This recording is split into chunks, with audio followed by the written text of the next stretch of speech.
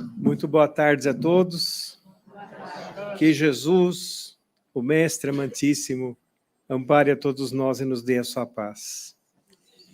Muito bem, hoje é um dia que nós estamos assim com o coração repleto de alegria por ver este abençoado posto de socorro completando 67 anos. Agradecemos muito a Deus, nosso Pai, a Jesus, nosso amado Mestre, também pelos fundadores da casa e pelos trabalhadores atuais, por manter esse trabalho que, se Deus quiser, durará para sempre, não é? Que durará anos a fio. Porque, sem dúvida nenhuma, o mundo precisa de lugares como este. Nós estamos passando neste momento na Terra, um momento espiritualmente histórico para a humanidade, um momento que nós necessitamos de lugares de amor. E é isso que nós observamos no Luz Divina, sempre observamos. Eu me lembro a primeira vez que eu vim nessa casa, mais ou menos no ano de 1990, 89, que até hoje eu me admiro com a vibração e o acolhimento dessa casa. Parabéns a todos, parabéns à diretoria, nós nos sentimos também parte desta família. Muito bem, nós vamos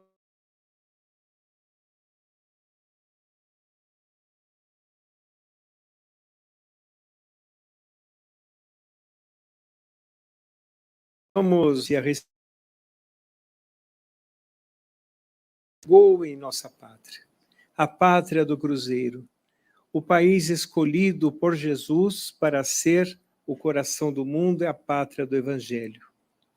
Certa vez perguntaram para o Chico Xavier a respeito do título desse livro e falaram assim: Chico, por que que o Brasil sofre tantos problemas? Por que que ele é considerado o coração do mundo e a pátria do Evangelho com tantos problemas sociais, tantos problemas de ordem geral? Aí ele simplesmente respondeu, as suas respostas do Chico eram respostas simples, mas de uma profundidade imensa. Ele disse assim: o fundador do Evangelho foi crucificado, por que que nós iríamos querer privilégios? Não é? Então, naturalmente, aqui no Brasil estão reencarnados espíritos que passaram pelo mundo inteiro.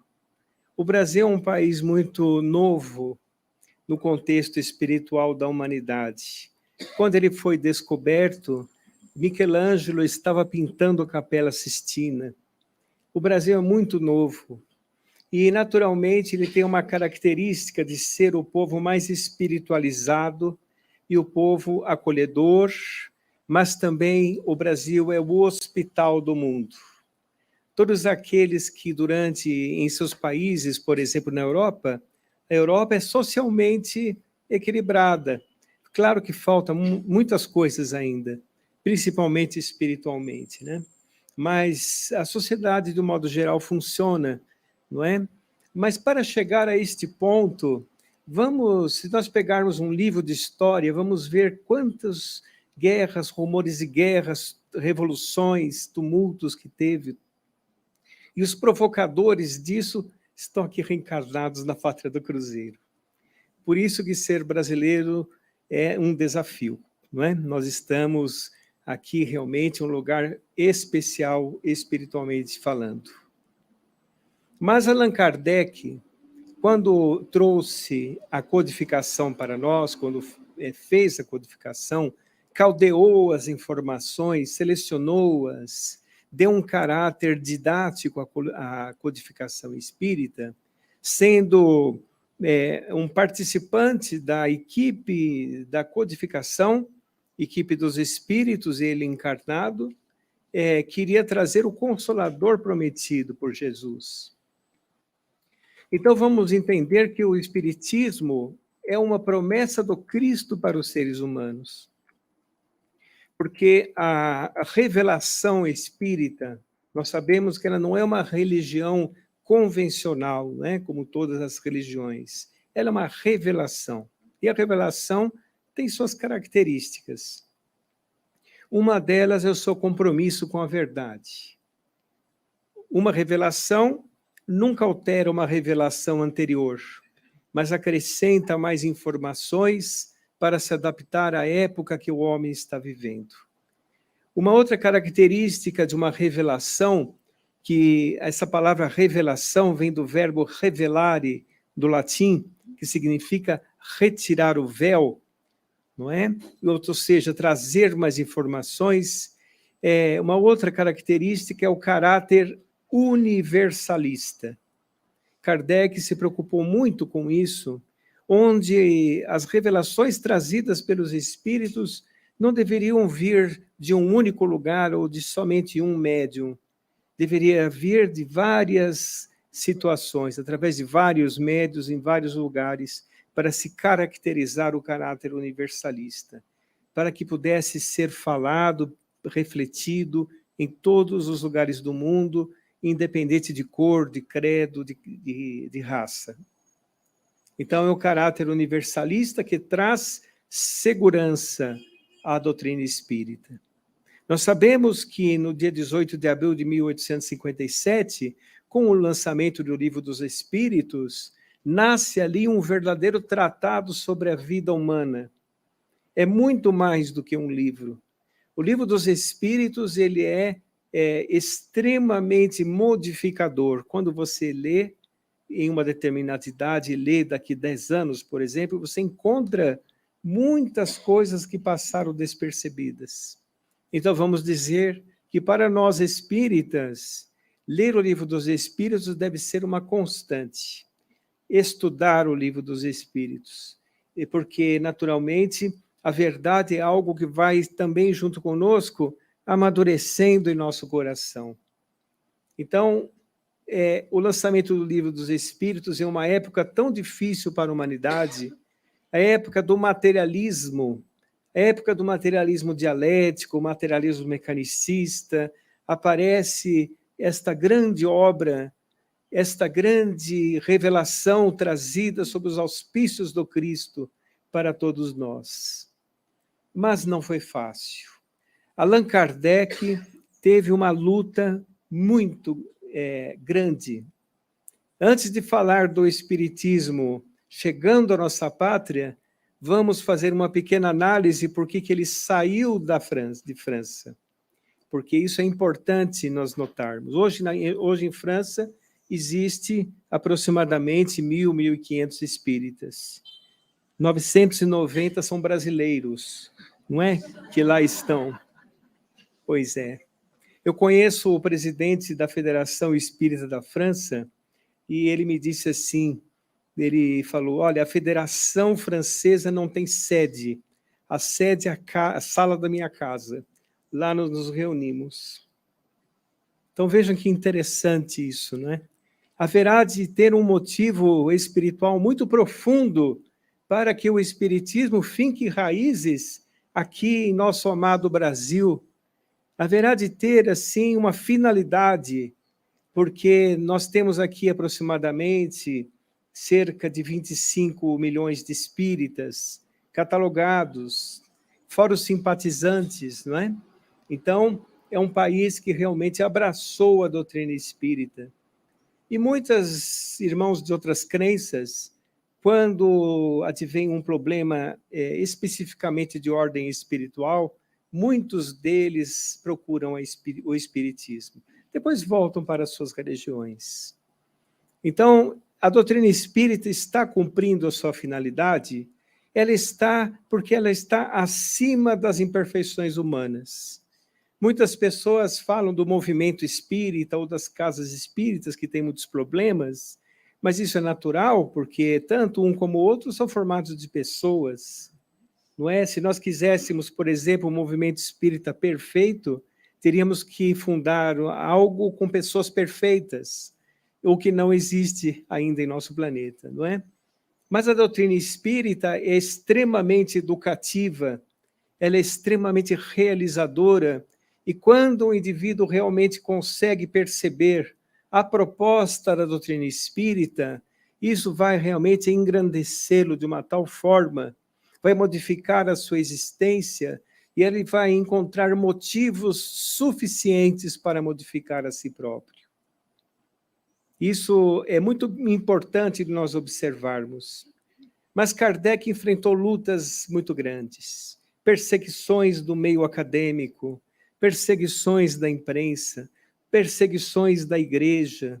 Temos que entender o contexto de Allan Kardec. Ele vivia em França, Paris era a capital do mundo, era a cidade de luz, tudo que deveria ser lido na humanidade saía primeiro em Paris.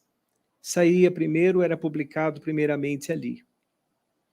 E aí, nesse contexto, Allan Kardec, com a sua humildade natural de seu espírito, querendo fazer com que o espiritismo, que é obra dos espíritos, aparecesse realmente e que ele ficasse apagado, ele mesmo usava um pseudônimo.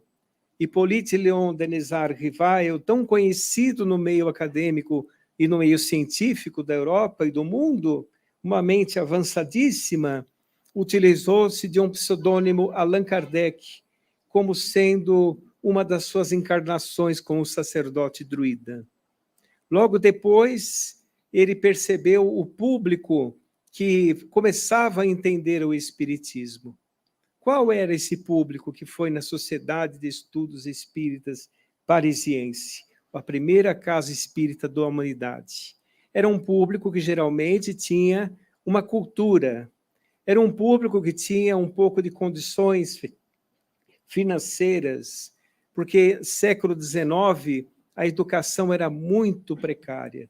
Somente os mais abastados é que tinham condições de ter uma educação realmente boa. Então, o público que se aproximava eram de pesquisadores, eram de cientistas, eram de autoridades, eram de pessoas que tinham um certo nome na sociedade, mas isso foi providencial. Foi providencial e acredito eu que deve ter sido até uma providência dos espíritos, porque as pessoas, elas, quando vem alguma autoridade endossando, elas realmente se voltam para aquilo. Isso aconteceu no começo do espiritismo. E aí surgiu o ato de fé em Barcelona. O ato de fé em Barcelona, proporcionado pelo bispo Antônio Palau e Terpes, ele queimou em praça pública 300 obras espíritas, em uma tentativa de acabar com a mensagem espírita. Mas deu um efeito ao contrário. As pessoas viram que a igreja estava queimando, então deve ter algo interessante. E foi lá, fez mais propaganda do que prejudicou a obra. Inclusive, Kardec quis se defender, os espíritos falaram, não se defenda. Não se defenda porque, por si só, aquilo vai realmente divulgar a doutrina espírita. Allan Kardec trabalhou tanto que em 15 anos, dos 50 anos aos 65 anos, que foi a duração da codificação espírita, o espírito de Zéfiro falou para ele assim, descanse, porque ele até desmaiava de tanto trabalhar. Vocês já imaginaram um espírito falar para você descansar? É porque a coisa não está boa mesmo, né? Pois é, falou para ele descansar, para que não pudesse prejudicar a obra, para que a obra saísse realmente, não é? Ele que era de uma didática perfeita, ele fez no Livro dos Espíritos perguntas que as pessoas normalmente fariam, não é? Mas ele enfrentou um grande problema, vários outros problemas. Um deles, por exemplo, se chamava Rustang, o senhor Rustang. O senhor Rustang contradizia a própria codificação espírita. Ele lançou um livro assim, dizendo os 4 evangelhos, a revelação das revelações. O senhor Rustang escreveu para Allan Kardec, dizendo que a doutrina precisava de revisões, porque ele tinha uma visão mais espiritualista, vamos dizer assim. E Kardec, com muito amor, com muita fraternidade, disse para ele, olha, preste atenção, isso não deve ser assim. Você tem que observar o caráter universalista, para que essa mensagem recebida, Rustang recebia de uma única médium, uma mensagem que vinha dos 4 evangelistas. Imaginem, dos 4 evangelistas. E também, você falou a respeito dele, de Moisés. O Moisés e os 4 evangelistas. Uma única médium. Isso não descaracterizava o caráter universalista? Porque era recebido de um único lugar. Na verdade, o Sr. Rosteng, infelizmente, estava fascinado com aquela mensagem, mas aquilo lá foi publicado, porque ele tinha muitas posses, pagou a edição, foi publicado e distribuído. Então, foram os problemas que Allan Kardec enfrentou, sem contar as perseguições na igreja, que foram muito exacerbadas, muito grandes. Falei do auto de fé, mas foram muitas outras perseguições que ele sofreu. Isso foi até o ano de 1869, quando Allan Kardec desencarna. Até essa data ele sofreu muitas perseguições. E um dos maiores problemas foi um grupo que olhava somente o lado científico da doutrina espírita, que não concordava em ter na doutrina espírita um lado espiritual, um lado do evangelho, não concordaram com a publicação do evangelho, assim por diante. Notem que na Europa, até hoje tem isso. Se você for fazer uma palestra na Europa, em outros países que não seja Portugal, você vai encontrar ali uma rejeição do evangelho e somente a respeito dos fenômenos e da ciência. E a doutrina espírita é muito mais que isso. É a ciência que estuda a origem, a natureza, o destino dos espíritos e as relações existentes entre o mundo corporal e o mundo espiritual. É a maravilhosa filosofia de comportamento que faz o ser crescer através da modificação dos seus próprios pensamentos, sentimentos e atitudes. E o aspecto religioso é a religião cósmica do amor, a mesma que Jesus nos trouxe. Jesus não fundou nenhuma religião. Na verdade, ele é a base fundamental da doutrina espírita. É nela que se alicerça toda a doutrina, porque os espíritos que trouxeram a doutrina espírita foram enviados pelo Cristo. Então, isso fez com que foi um dos motivos que, após o desencarne de Allan Kardec, o espiritismo lentamente saísse da Europa. Havia uma previsão dos espíritos dizendo que, em mais ou menos 150 anos, quase toda a Europa iria crer no espiritismo. Será que os espíritos erraram? Não. Estão todos reencarnados aqui na Pátria do Cruzeiro, compreendendo a doutrina espírita. Então, eles não erraram. Estão reencarnados, olhando realmente essa mensagem redentora que é da doutrina espírita. No ano de 1865, surge a primeira casa espírita do Brasil. A primeira casa espírita do Brasil em Salvador. Luiz Olímpio Teles de Menezes funda a casa, o grupo familiar, a primeira casa espírita. Essa casa espírita ela não teve uma vida muito longa, 3 anos aproximadamente, mas já era um início importante realmente. Agora nós vamos notar que todas as dificuldades que Allan Kardec teve, todos os desafios que ele teve para trazer a doutrina espírita, porque as pessoas são resistentes a mudanças, muito resistentes a mudanças, e inclusive para novas palavras, novos conceitos. E Kardec dizia, para ideias novas, palavras novas. Então ele criou o Espiritismo. Mas aqui na Pátria do Cruzeiro, quando o Espiritismo veio através de Luiz Olímpio Teles de Menezes, na fundação da casa, aconteceu um fenômeno um pouco parecido com a Europa. Aqueles que professavam a doutrina espírita aqui eram também aquelas pessoas cultas que inclusive falavam francês e escreviam fluentemente, que tinham a capacidade de ir até a Europa e trazer os livros da codificação para cá. Aconteceu essa pequena dificuldade. Então, de certa forma, o início da doutrina espírita foi com um povo que tinha condições de assimilar a sua mensagem. Estava afastada do povo. Quando Kardec percebeu isso, ele lançou um pequeno compêndio, que é assim, o Espiritismo sobre a elaboração mais simples. Um pequeno compêndio para tentar popularizar a doutrina espírita. O Espiritismo na sua expressão mais simples, era o nome do compêndio, que depois foi trazida para o Brasil na tentativa de popularizar.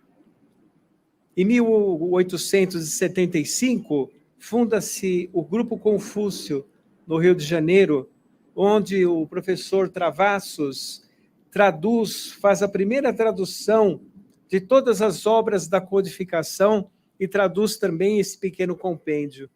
Foi ali que o Espiritismo começou realmente a se desenvolver no país. E aí foram aparecendo os cursos, as apostilas, os grupos de estudo. Até pouco tempo, os estudos eram feitos nas federações. Quase não existia cursos nas casas espíritas. De mais ou menos uns 40, 50 anos para cá, que as casas já começam a ter cursos nas casas, dentro das casas espíritas.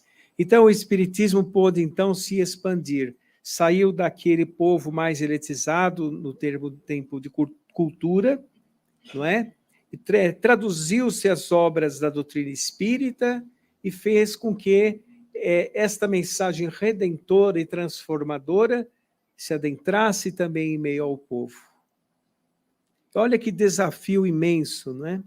Muitas casas surgiram, muitas casas pequenas e grandes surgiram depois do século XIX, mas na época da do Império, a Igreja perseguia também muito a doutrina espírita.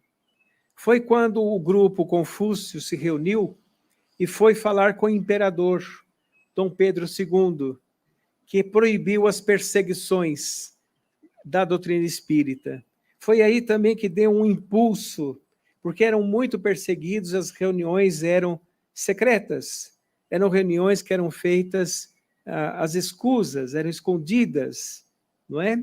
Mas a partir do aval do imperador, porque nós sabemos que Dom Pedro II, quem quiser ler sobre ele, leia no livro O Coração do Mundo, Pátria do Evangelho, vão ver que ele não é um espírito qualquer, ele é um espírito com uma grande tarefa que veio ao nosso Brasil. Foi ele também enviado pelo Cristo. Olha que importante. Então, realmente, a partir desse endosso do imperador, as coisas ganharam mais corpo. E vários pequenos grupos, em fazendas, em lugares, em prédios, no Rio de Janeiro, etc. Mas ainda havia muita mistura.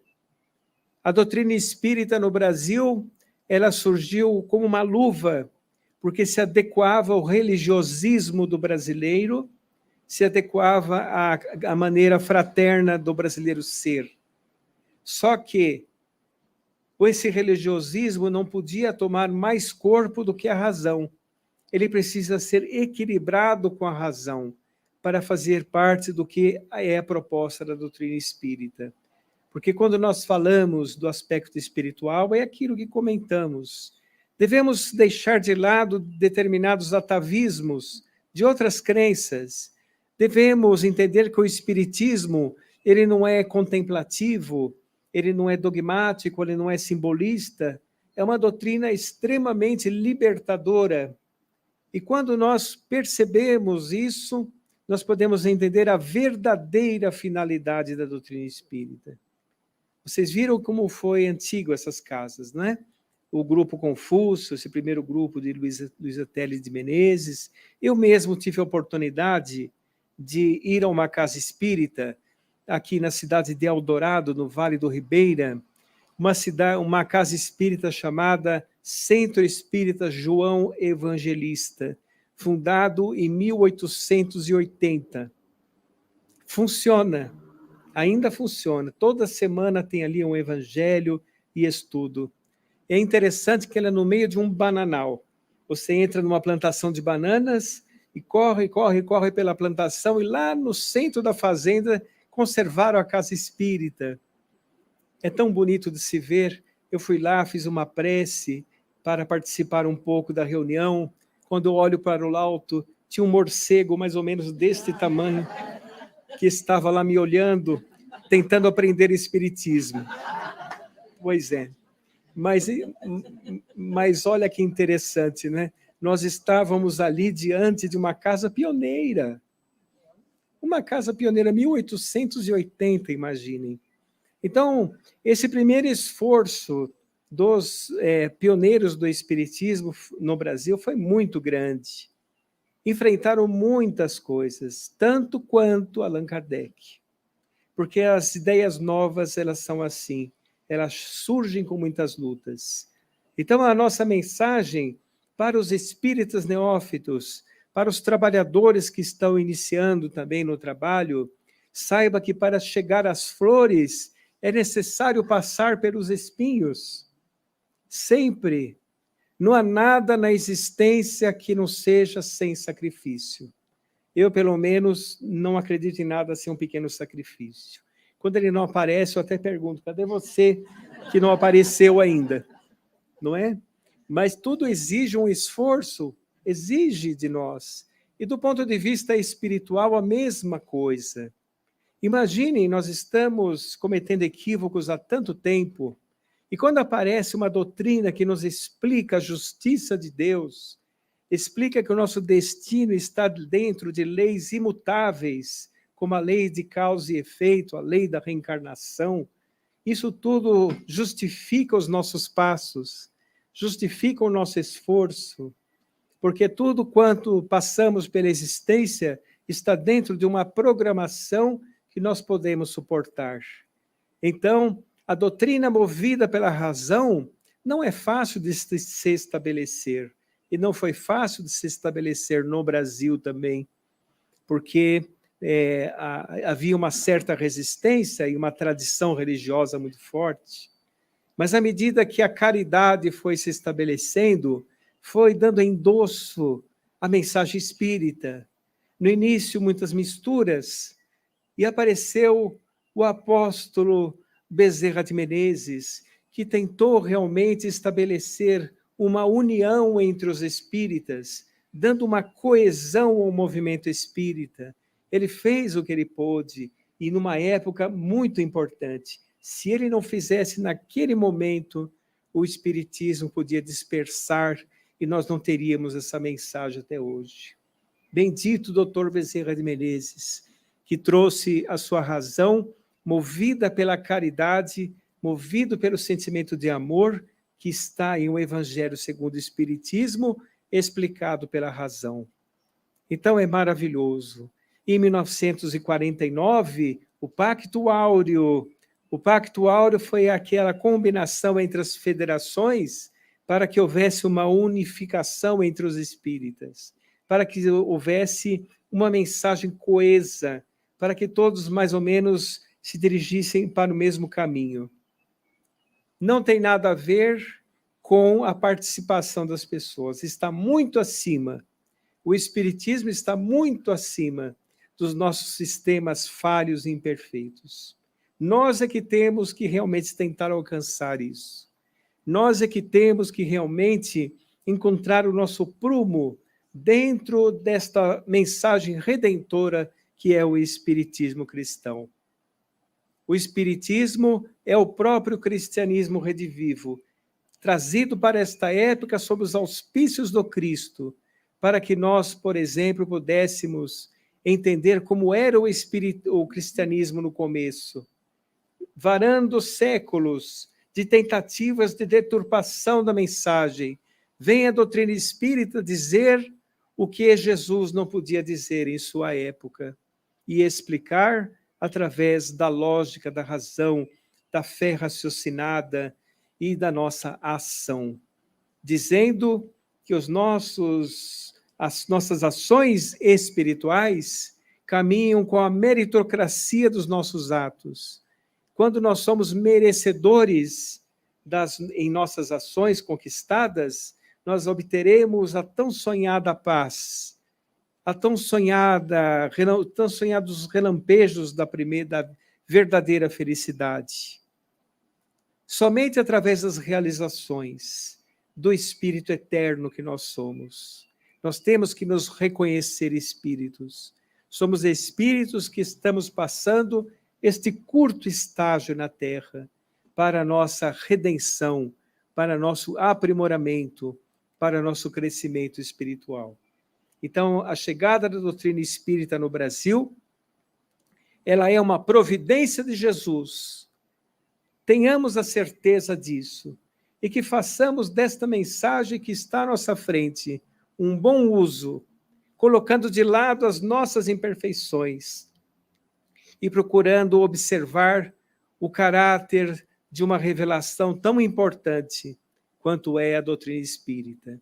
Para nós encerrarmos, eu gostaria de citar um trecho que está no primeiro capítulo da Gênese, Caracteres da Revelação Espírita.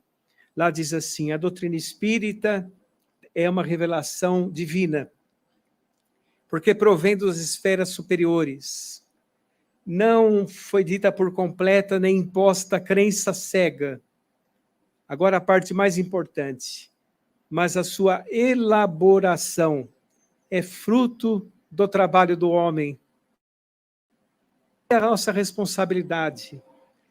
Tenhamos força e coragem para vencer a nós mesmos e seguirmos adiante com essa mensagem de luz que representa a doutrina espírita. Parabéns, luz divina, muita paz a todos, fiquem com Deus.